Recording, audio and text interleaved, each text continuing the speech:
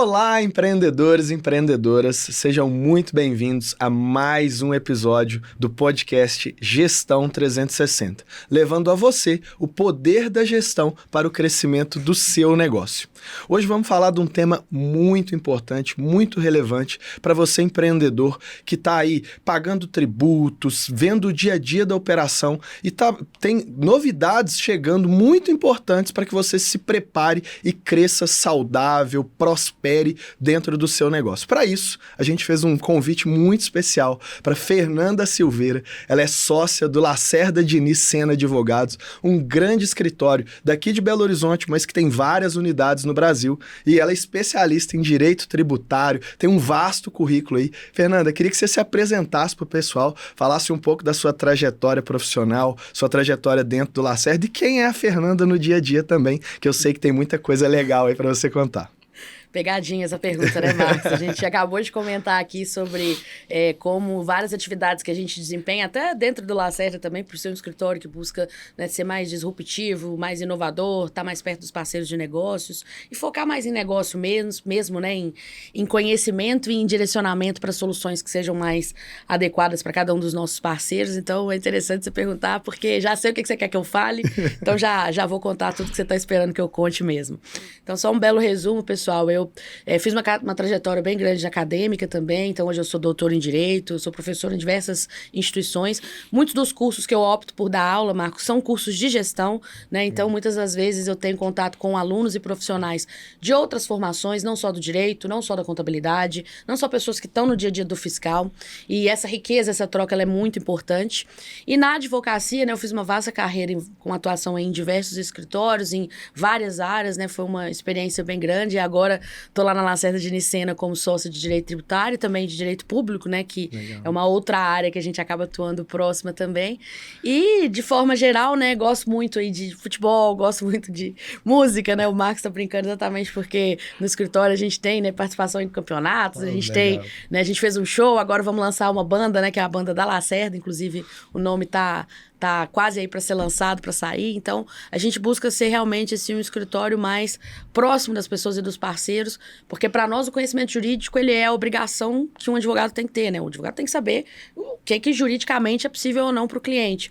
Mas mais do que focar somente em repassar o que está lá na lei, né? O que está na jurisprudência ou o que os tribunais falam, para nós é muito mais importante a gente mostrar para o cliente uma solução. Então, Sim. O nosso foco, né, e a nossa atuação está muito em cima, né, de parcerias que visam exatamente a buscar soluções. E para nós o direito ele é um instrumento, né? E no final das contas a gente faz muito mais do que esclarecer dúvidas jurídicas, porque a gente vai montando, né, e construindo relacionamentos. E hoje a gente tem uma carteira bem grande de clientes e de parceiros, né, como a própria MaxUp, com quem a gente construiu bons relacionamentos. E para nós isso é um valor também, isso é algo que a gente busca construir, né, fomentar, manter, enfim. Então, de forma geral, essa é a introdução que eu queria dar do escritório de mim. E aí já passo para você poder dar início ao podcast. Né? Obrigado assim, pela sua presença, pela sua disponibilidade. Quem está nos escutando aí vai poder perceber que nós vamos falar hoje de tributário, mas de uma maneira leve, descontraída, e eu acho que foi isso que uniu aí um pouco as nossas empresas, né? Desde o primeiro momento que a gente teve acesso lá à Lacerda, começamos a conversar com algumas pessoas, depois conhecemos você também, e sempre foi um bate-papo voltado para negócios. Muito diferente de quando a gente vai conversar com outros escritórios de advocacia ou empresas de contabilidade. A minha formação é em contabilidade, que muitas vezes é assim, tá na lei, pode, não pode, né? É a regra contábil, pode, não pode. Então lá a gente discute negócios e depois a gente vai pro tá na lei ou não e em prol dos negócios, né? Então achei isso muito legal, sempre seguindo as normas, seguindo as leis, mas com um olhar, um aspecto sobre negócios, né?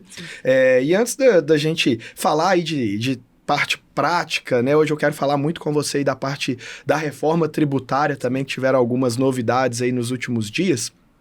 Mas eu queria que você contasse, né? A gente te fez o convite, você aceitou aí com muita honra de participar do nosso evento em novembro, que foi o Gestão 360, um evento que tinha lá mais de 100 pessoas, né? Mais de 100 empreendedores, líderes, gestores, dos mais variados segmentos, tinha empresas do varejo, supermercadistas, agronegócio, e você trouxe lá no painel que você participou a reforma tributária, junto com outros painelistas. Queria que você falasse um pouquinho da sua experiência experiência nesse evento em específico. Como é que que você achou ali do público, do evento? Como é que foi?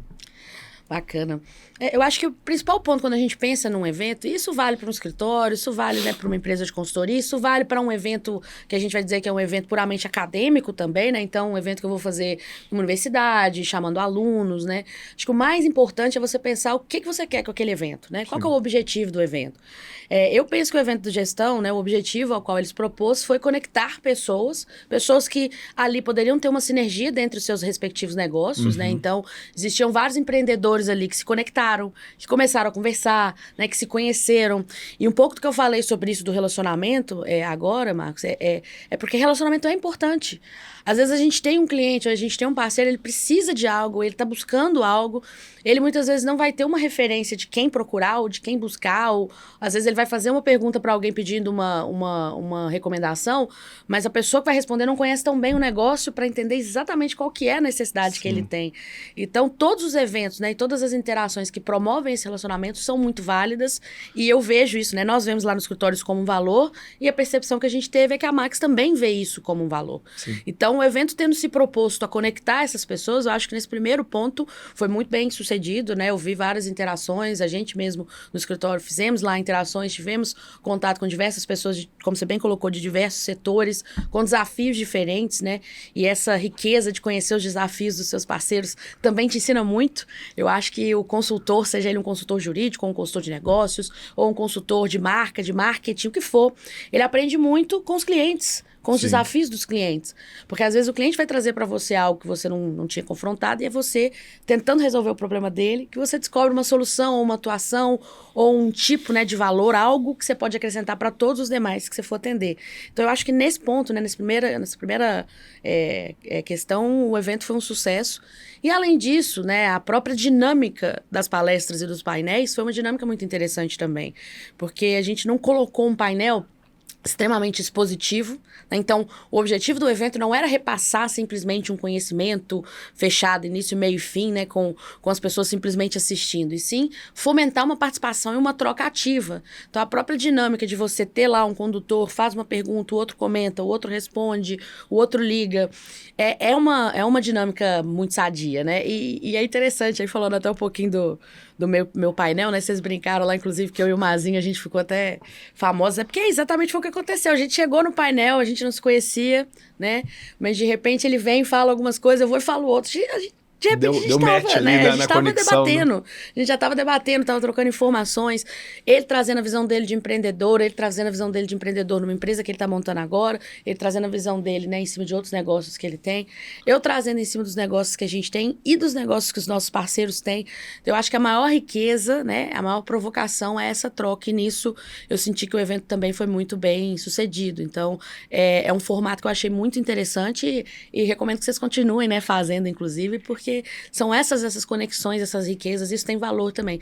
E você mostrar, né, para os seus parceiros o valor das parcerias que você tem, isso também é importante, né? De repente eles começam a perceber que você tem, né, alguma solução que não é sua, porque não é uma questão de consultoria, né, de negócios, mas que vai atendê-lo, e no final das contas a gente tem que querer exatamente ajudar, né, a fomentar os negócios daqueles que estão caminhando com a gente, que estão crescendo com a gente, que estão, né, tendo uma parceria com a gente. E às vezes a solução não é você.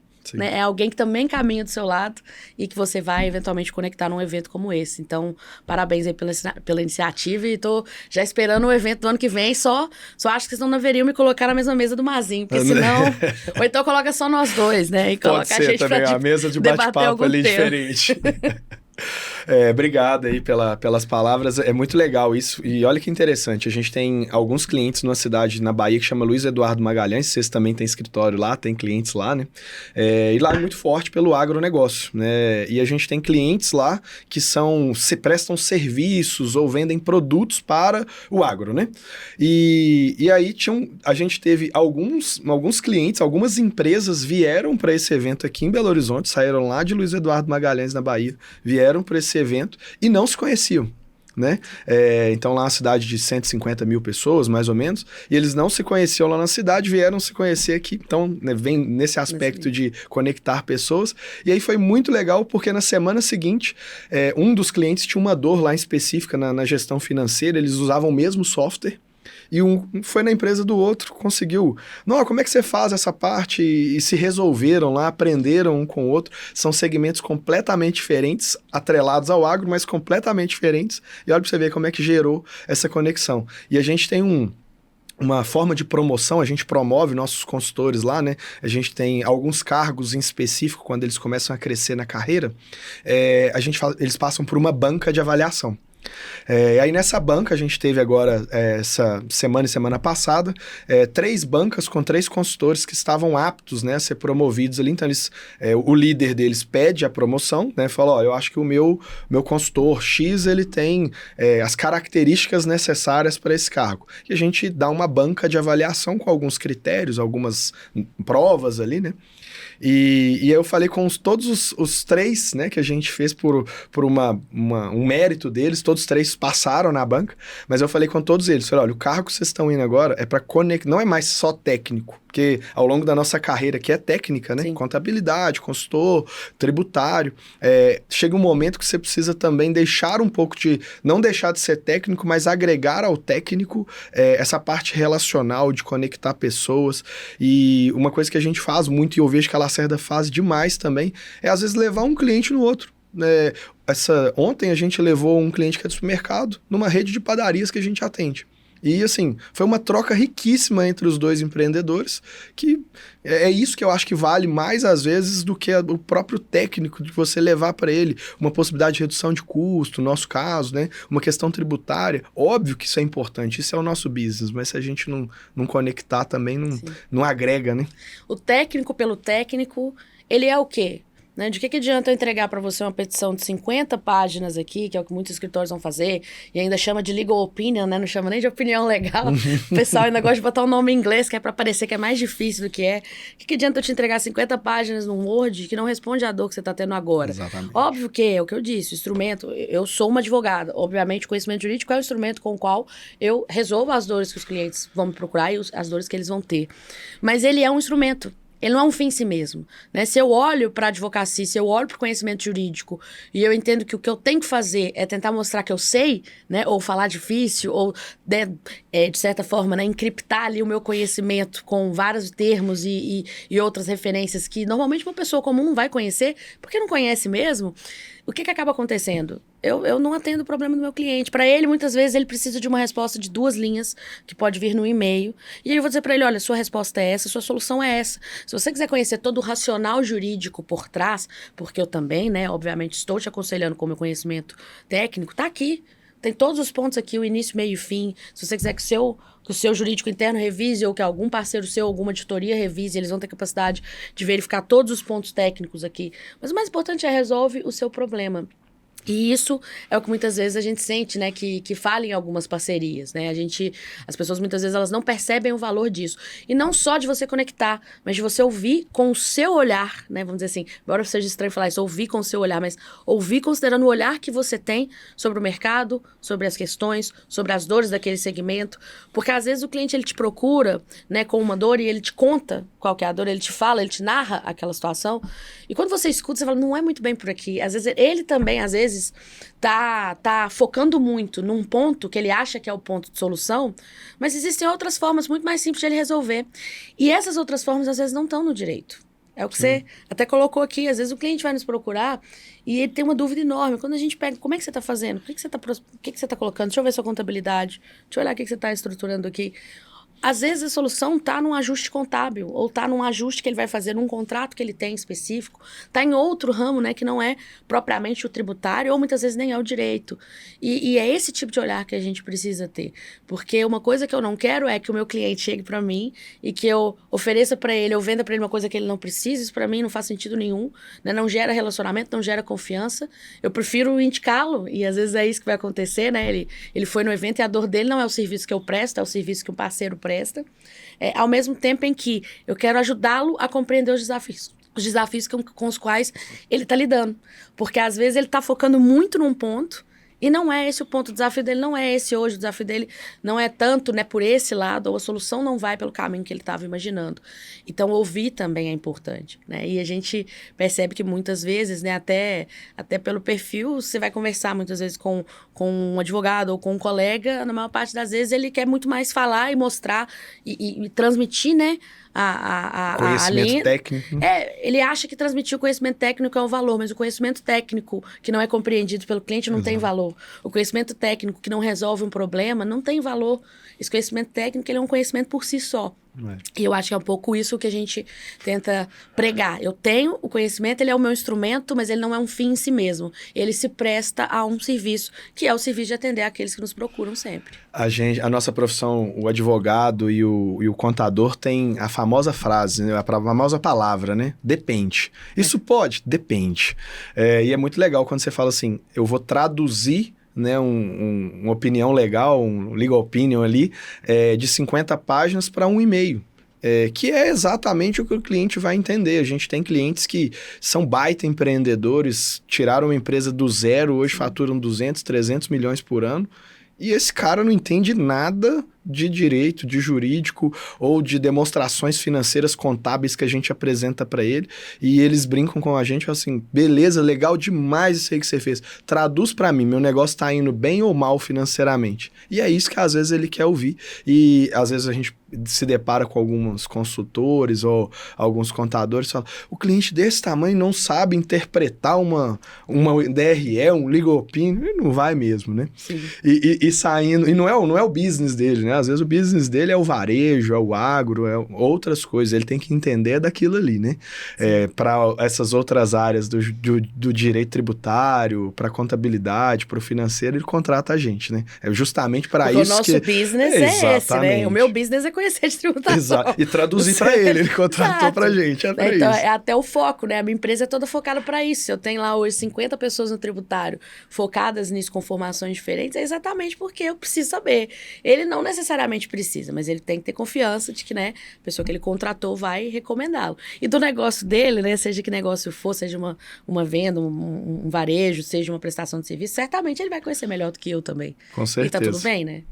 E conectando aí, se saindo do depende, né, da nossa profissão, como é que você conecta aí a gente para fechar num segmento, dando um pouquinho mais de amplitude, mas fechando num segmento, o que você fala um pouco aí da reforma tributária no aspecto da visão dos varejistas, né? A gente engloba aí redes de lojas, supermercadistas, enfim, como é que você traz para a gente a visão da reforma, né? Esse pré que nós estamos durante a reforma, o que são as novidades aí focadas para os varejistas? Eu acho que o primeiro ponto sobre a reforma, né, eu até tentei trazer isso no evento que a gente teve, né, com Gestão 360, é que essa reforma que passou, ela muda severamente a estrutura de competição que a gente tem no Brasil. O que a gente se acostumou no Brasil? E isso é uma questão geral. Isso é do pequeno empresário ao grande empresário, tá? As grandes empresas e conglomerados, inclusive grandes empresas multinacionais, né, ou transnacionais, que também fazem isso. Todo mundo se acostumou a utilizar o tributário como um elemento de competição. Então, quando eu ia formar meus preços, abrir ali minha planilha de preços, estruturar por quanto que eu vou vender o meu produto ou meu serviço, o tributário sempre foi um elemento muito relevante, né, que ia emplacar, ia intervir na forma como eu ia precificar os meus serviços e os meus produtos. Então, muitos perceberam que, com uma estrutura mais robusta, então a gente pega, por exemplo, uma grande indústria automobilística como a Fiat aqui em Minas Gerais.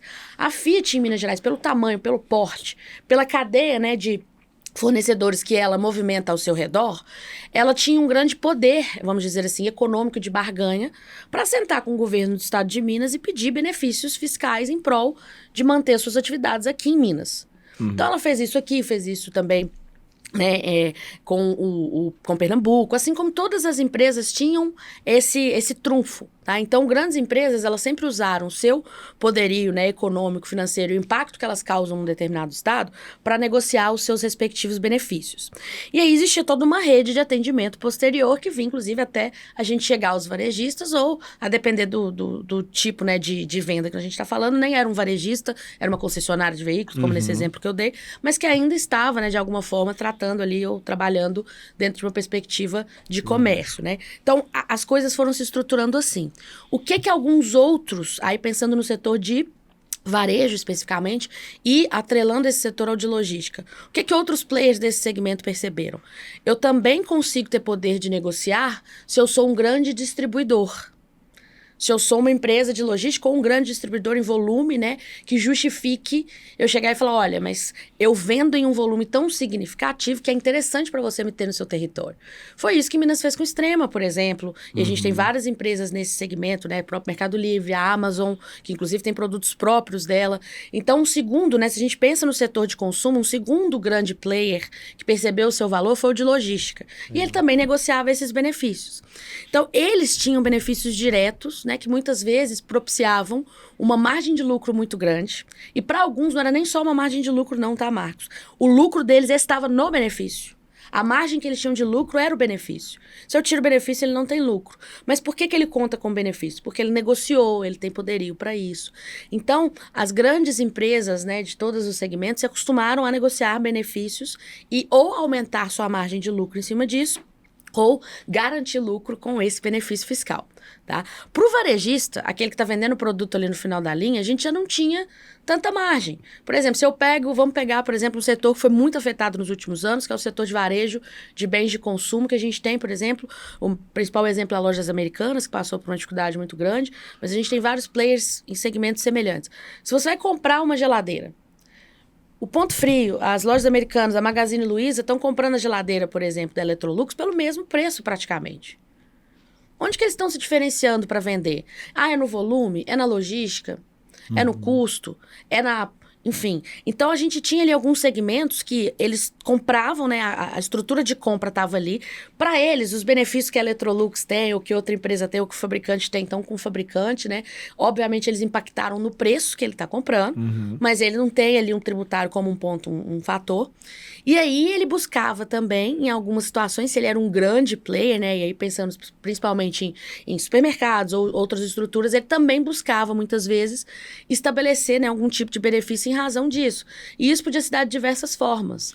Pode ser porque eu estou implementando um empreendimento, ou porque eu estou expandindo o meu empreendimento. Eu tenho uma loja, eu vou ter 10. Eu não tenho nenhuma, eu vou passar a ter 5. Então, eles também buscavam negociar com alguns estados para que eles pudessem, né, se expandir ali e ter um determinado benefício quando a gente está falando de uma grande rede, né, de uma empresa grande, de um supermercadista ou, né, de uma empresa do porte dessas que eu estou colocando aqui. Porque eles também perceberam um segundo valor. E, às vezes, eles faziam isso como? Ao invés de eu usar um outro player logístico, eu mesmo vou ter um centro de distribuição naquele determinado estado.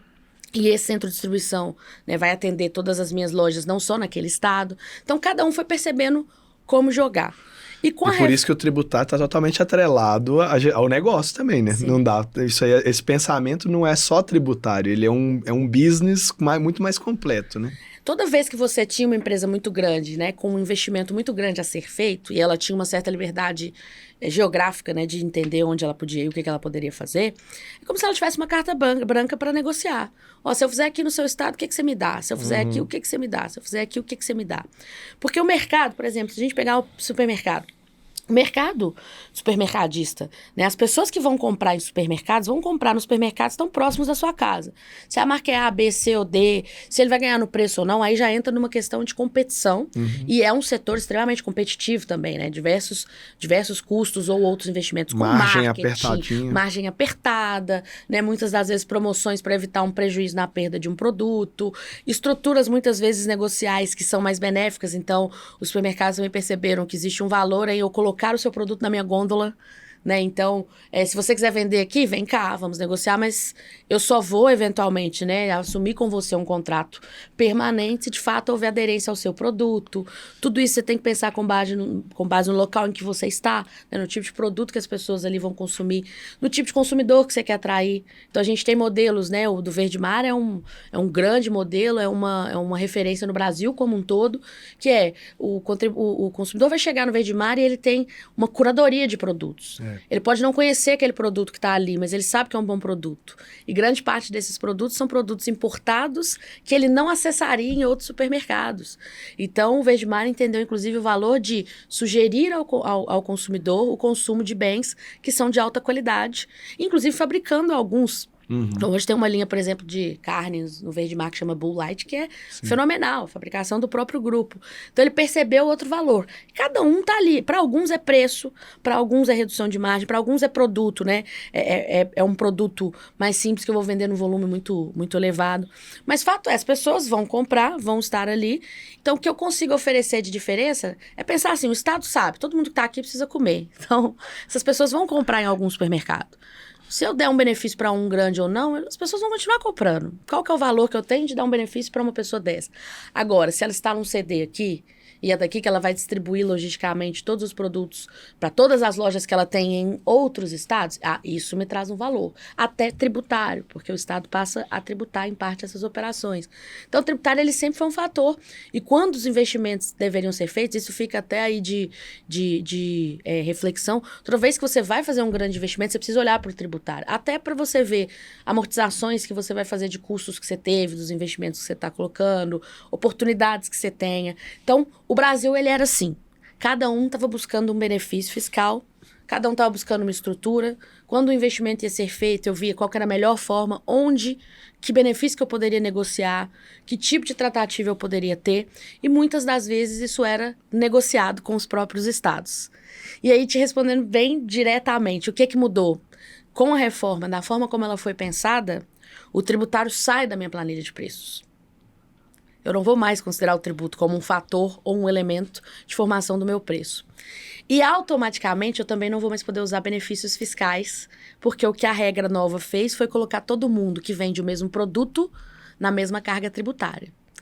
Ou seja, só de você ouvir isso, não está no meu preço, e eu vou vender com a mesma carga dos meus concorrentes, é só você olhar para o seu negócio e falar como que isso me afeta. Para o setor varejista, já te aviso que para todos, né, para todos os setores comerciais, isso afeta severamente, né, e por isso a reforma tributária está aprovada, vai ser sancionada, né, vamos esperar as regulamentações, mas esses pontos estruturais que eu te mencionei, Marcos, eles já estão decididos. Então, comece a pensar que daqui a 8 anos, né, quando a gente terminar 2032, o tributo não está mais na sua planilha de preço e não é com benefício que você ganha da sua concorrência. Então, o que você vai fazer? Acho que essa é a grande pergunta. Qual o mesmo. Diferencial, né, de negócio você vai ter perante seu concorrente, né? Como que você reduz seu preço se não é com tributo? Como que você é mais competitivo se não é com tributo? Como é que você é mais eficiente com menos pessoas, né? Como é que, enfim, temos que abordar isso aí. É muito legal essa sua visão, assim, muitas vezes a gente está dentro de muitos clientes, né? Hoje a gente tem mais de 60 clientes lá no grupo e a gente percebe claramente, assim, o quanto que o tributo, a tributação, de modo geral, ela impacta no resultado, diretamente proporcional, mas ao mesmo tempo, o quanto que ele não é pensado. Uhum. É só o vamos, e muitos empreendedores. Eu acho que no início, quando você está começando a empreender, de fato você tem que preocupar em crescer. Vamos vender, obviamente, com resultado, tem que dar lucro, né? Porque a empresa que não dá lucro também não tem como se alavancar, crescer mais. Mas eu percebo que, mesmo crescendo, muitas empresas começam a não preocupar com o tributário. E aí eu queria que você me falasse, assim, de forma prática aí para quem está nos ouvindo, aqueles empreendedores que estão em fase de crescimento, né? Cara que está ali faturando 1 milhão, 1,5 milhão, que às vezes está com 3 CNPJs no Simples, né? Falasse um pouquinho do Simples aí também, o que vai acontecer com ele? Como é que essa pessoa começa a se preparar a partir de agora, né? Tá, a reforma, você falou 2032, mas ela já começa, ela tem um período de transição. Sim. Como é que essa pessoa começa a se preparar aí para ela, esse empreendedor ali, que eu costumo brincar, que é um empreendedor raiz, está crescendo com próprios recursos, né? Na força ali do trabalho. Eu acho que a primeira coisa, assim, eu vou segregar minha resposta aqui. A primeira coisa, pensando na sua pergunta sobre o Simples, e vou trazer ela um pouco para o agro também, tá? A Receita Federal do Brasil, hoje, ela tem um acesso muito grande a várias informações. As pessoas, às vezes, não sabem, mas a Receita, ela tem o que você declara sobre você, né? Então, tudo que você entrega de declarações, o que declaram sobre você. Ela sabe as notas que você emitiu, as notas que foram emitidas contra você. Ela sabe o que você tem na sua conta bancária, quanto que você movimenta na sua conta. Então, se você é uma empresa que está declarando ali que você fatura 1 milhão, mas a sua conta está movimentando 5, a Receita sabe, isso já é um indício, tá? Então, ela tem vários cruzamentos de dados. Hoje, o Brasil troca informações com empresas de outros países. Então, se você é um empreendedor que tem uma empresa, mas você já começa a ter, por exemplo, uma conta internacional, a Receita vai saber. Então, hoje, né, à medida que tudo está eletrônico, tudo foi para o eletrônico, a gente começou a ter um controle muito maior do tributário. E hoje os padrões de fraude que a gente conseguiria ter, né, são menores, porque os espaços de manobra são menores à medida em que todas essas obrigações são reunidas, né, e o cruzamento de dados da Receita para uma fiscalização dessas é muito fácil. Então, hoje, para que você tenha... ainda tem um detalhe. A gente se acostumou com Pix, né? Ainda por cima. A gente quase não usa mais dinheiro, que seria ali um modo de pagamento não rastreável. A gente tem setores, né? Ainda, por exemplo, acontece no agro, por exemplo, em cidades menores, das pessoas trocarem cheques. Né? Então, aquele cheque vai passando ali por 5 mil pessoas, né? Tem várias operações, ninguém anota, né? Para não ter um registro de lastro. E, no final das contas, houve várias operações ali que foram realizadas fora do sistema financeiro. Mas, de forma geral, tudo está no sistema financeiro hoje. E isso se linka com a reforma, que é onde eu vou terminar, né, a minha fala. E aí, o que a Receita Federal foi fazendo? Ela pegou setores e começou a entender onde que eles estavam errando, qual que era o modus operandi, né, qual que era a fraude ou a estrutura fraudulenta, e foi para cima. Então, já te respondo para o Simples. A Receita hoje, ela tem um grupo, né, específico de fiscalização de empresas do Simples, em que ela vai olhar vários fatores para dizer se realmente existe ou não alguma fraude. O que ela vai olhar especificamente para o Simples?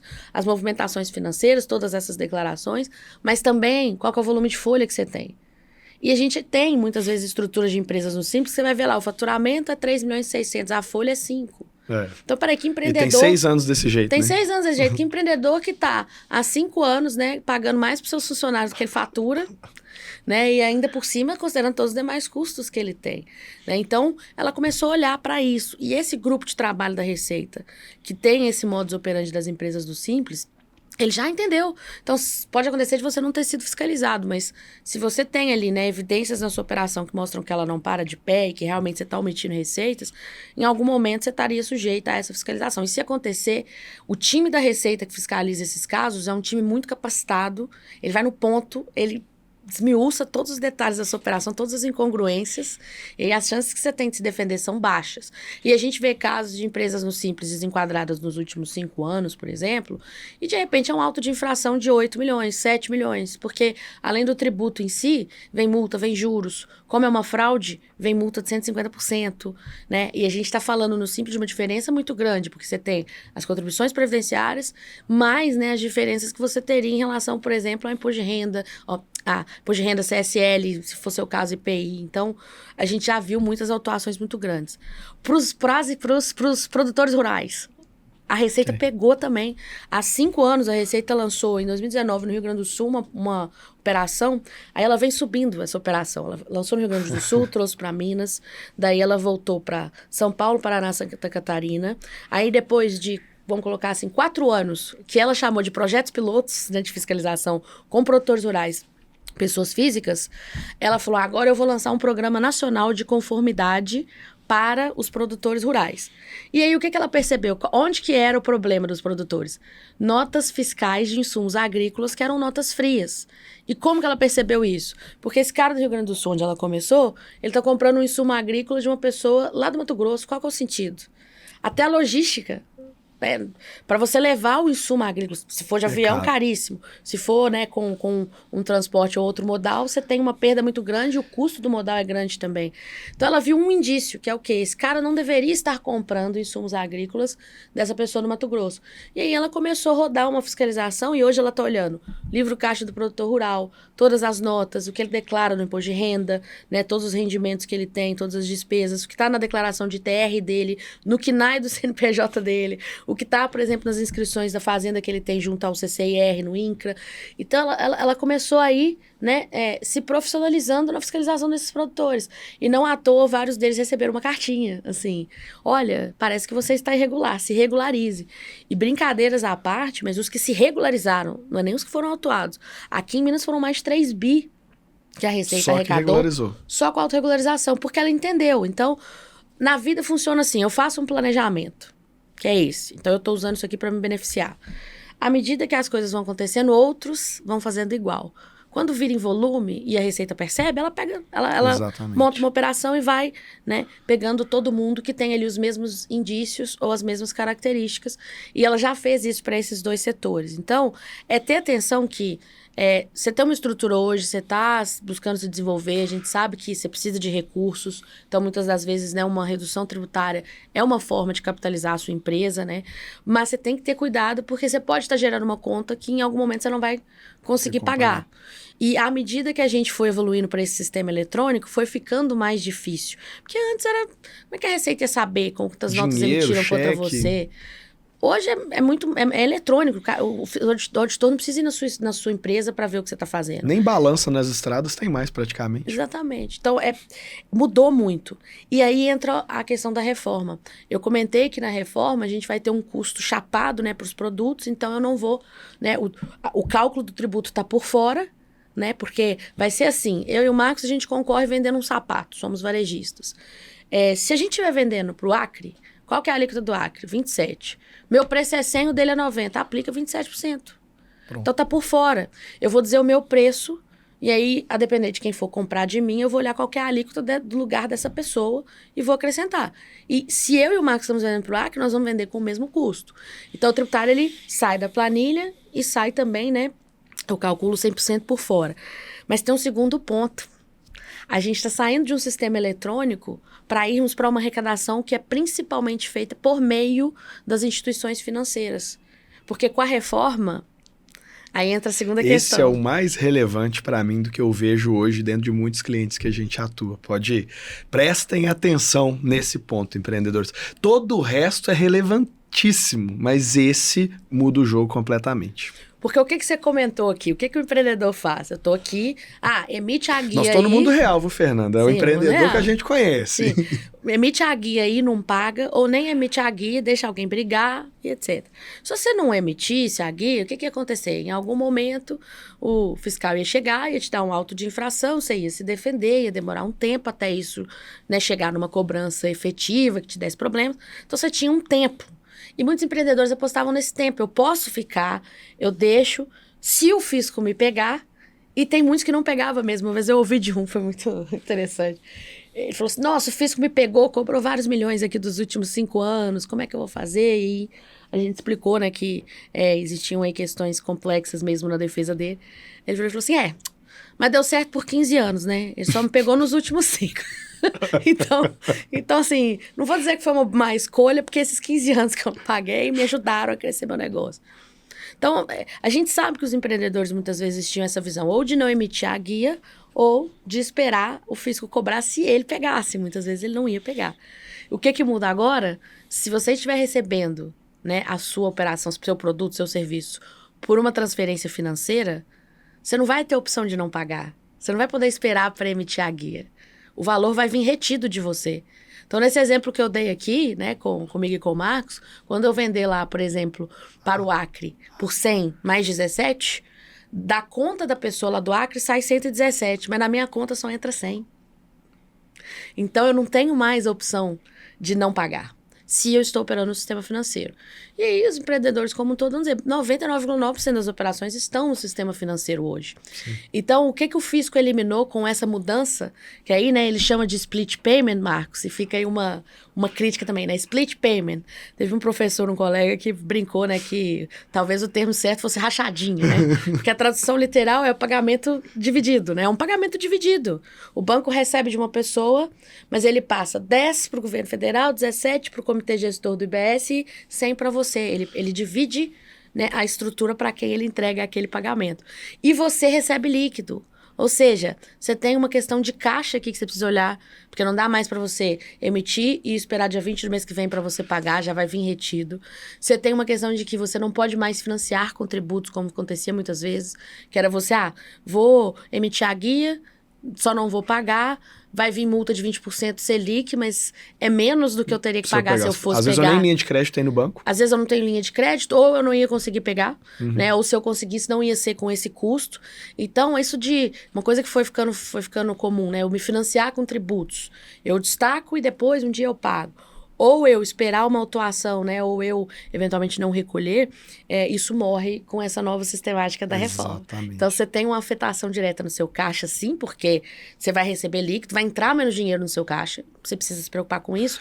Algumas, a gente sabe Empresas que... do lucro real, ou presumido que tem a possibilidade de pagar o tributo trimestral ali de imposto de renda e contribuição social, não tem mais. Então ele ficava 3 meses com o dinheiro, agora não... No caso do imposto de renda da CSL, a gente não teve uma mudança ainda da regra. Especificamente para eles, é possível que a gente continue.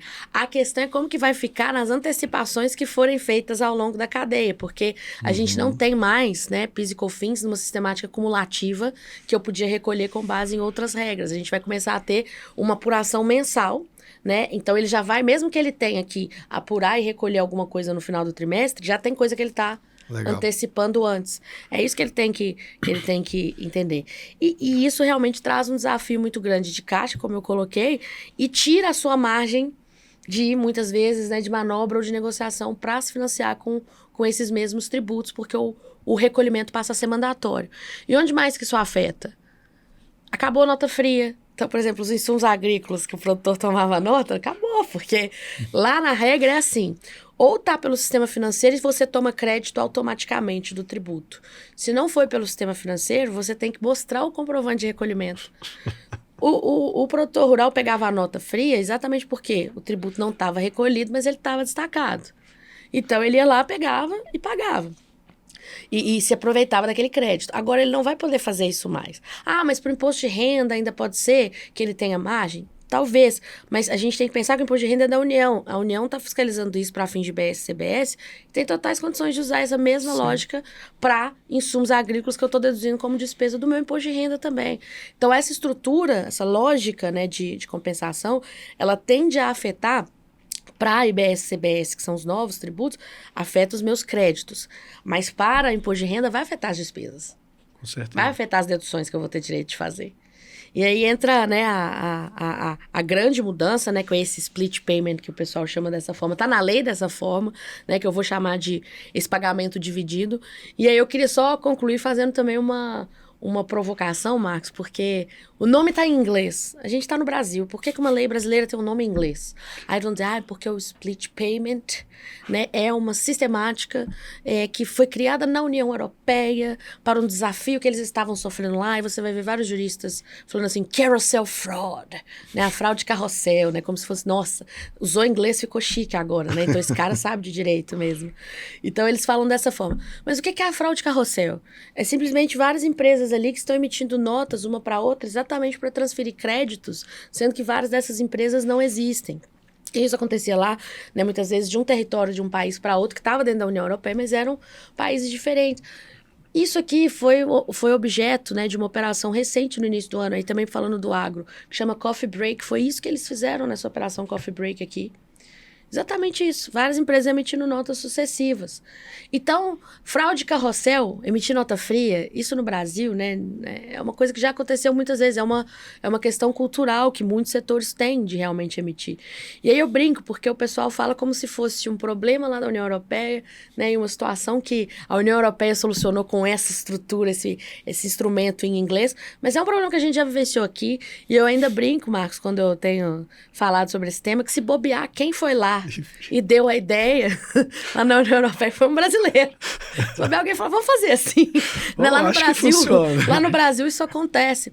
Então a Receita, né, Federal e a União, ela aprendeu. O fisco aprendeu. Eles aprenderam que eu não vou dar para o contribuinte a possibilidade de ele não pagar o tributo por meio dessa nova sistemática, e com isso eu quebro alguns problemas históricos que a gente tinha. Eu mudo a lógica concorrencial, porque o tributo não está mais dando vantagem para ninguém, todo mundo está vendendo nas mesmas condições, né, os mesmos produtos, e a gente vai ver a mudança de comportamento, né, das pessoas da economia a partir disso, porque nós estamos indo para uma mudança, e acho que é isso que as pessoas têm que entender. Não é a lei do tributo que mudou, não é a linha ali, mudou a forma como eu faço negócios, a forma como eu estruturo as minhas operações, a forma como eu me diferencio dos meus concorrentes. Sim. É uma mudança paradigmática de cultura empresarial e econômica que nós vamos passar.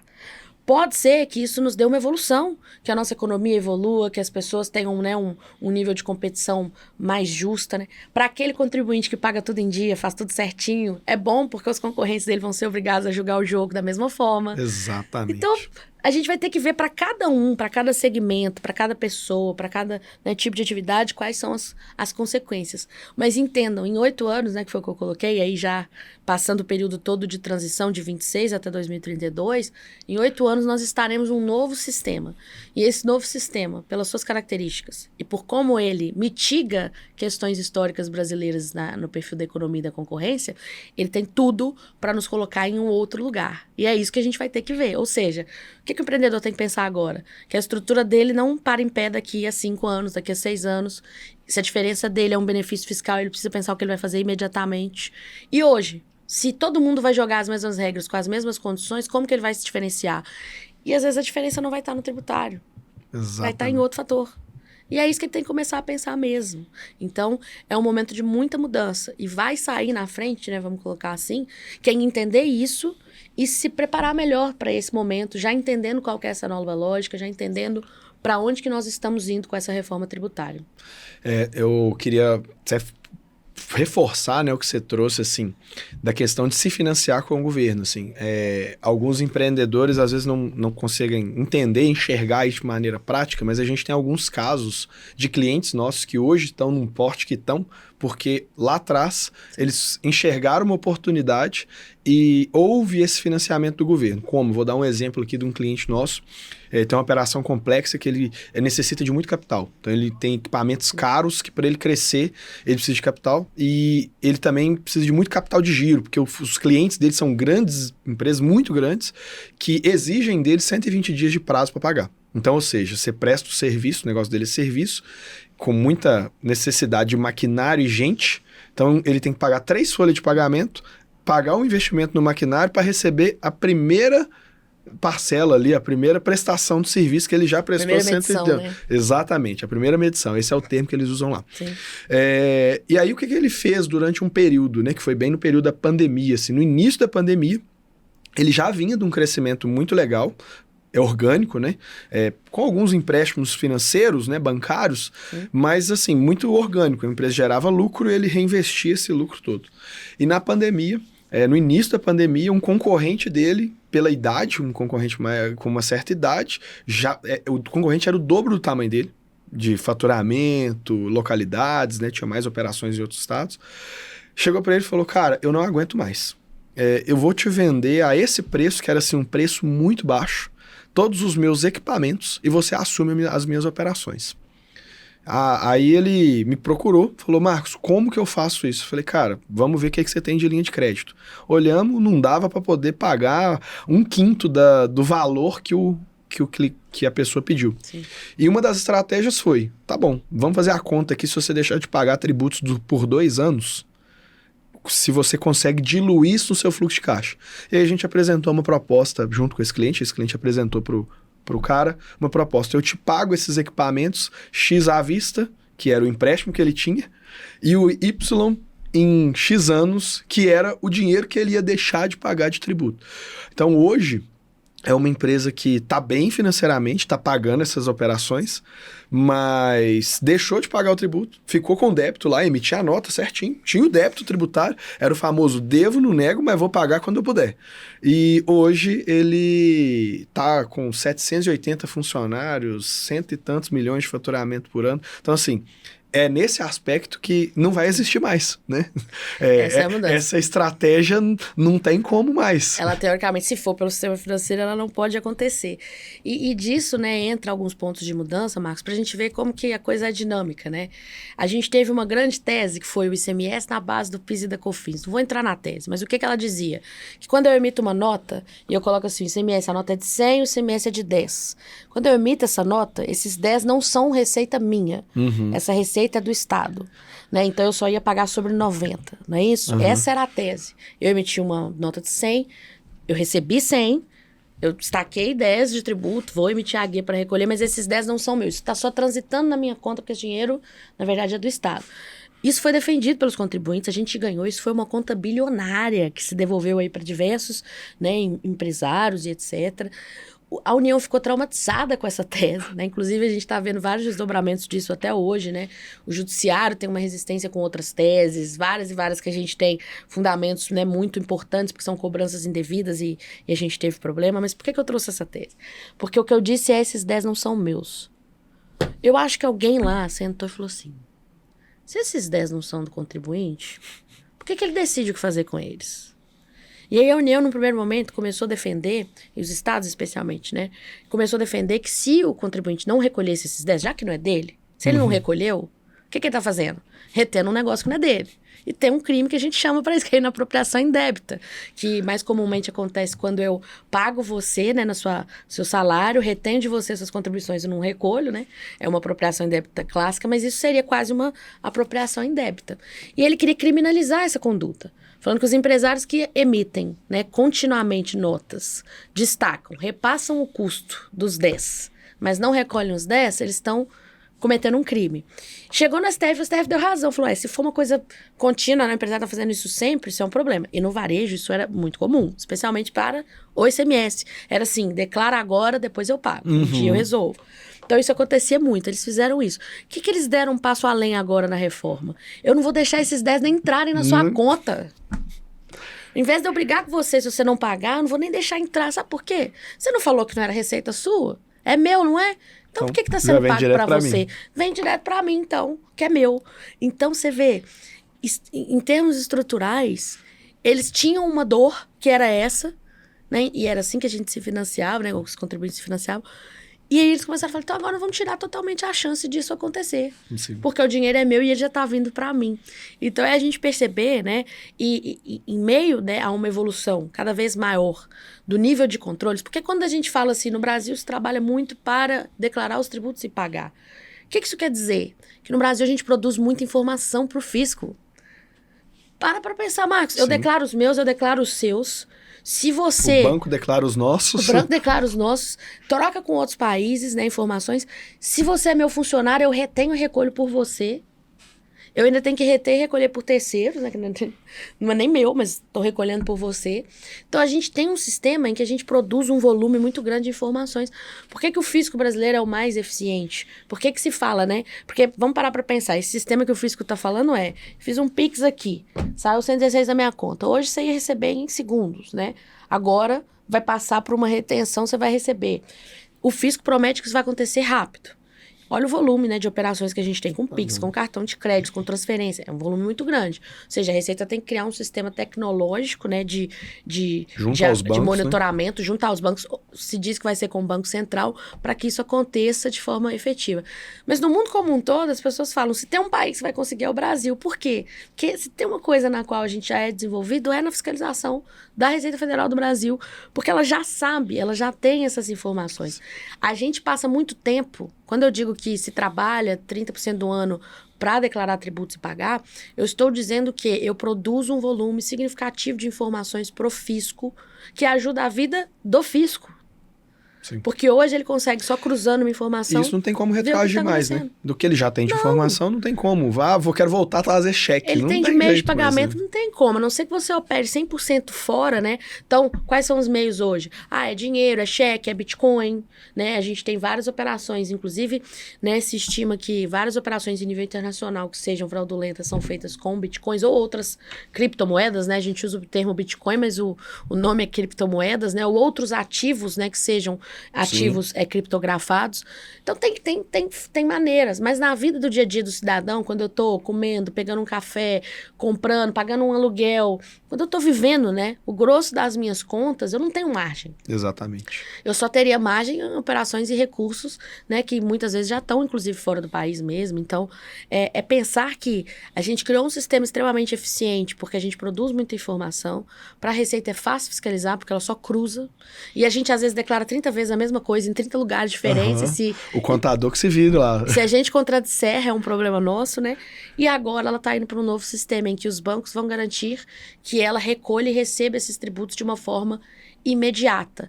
E isso muda totalmente o jogo. Então, para aquele que está pensando que a reforma é só uma mudança, vai simplificar em algum nível? Vai, porque o negócio já vai vir retido, eles já vão te dar uma declaração pré-pronta, as regras são as mesmas para tudo que está ali, né? Você vai emitir notas dentro de um mesmo modelo, você vai recolher para a União e para um comitê, ao invés de recolher para 27 estados e para 5 mil municípios, e eles que se virem para dividir lá entre eles. Então, tem simplificações, mas entenda que essas simplificações vêm com regras novas que para aquele empreendedor que está começando, para aquele empreendedor que ainda precisa de caixa, ou que tem dificuldade, ou que está, né, muitas vezes obtendo margem com benefícios, o jogo muda completamente. E acho que esse é o grande recado, né, que a gente tem que passar de forma bem prática para todos os empreendedores. Legal.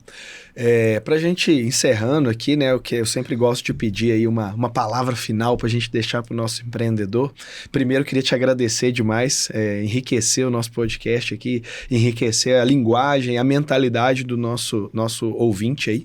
E eu queria falar eu queria que você trouxe um ponto muito legal, que é sobre o que vai ser do Brasil, né, depois de 2032, que é pós-reforma, que pode haver aí uma mudança de mentalidade do empreendedor.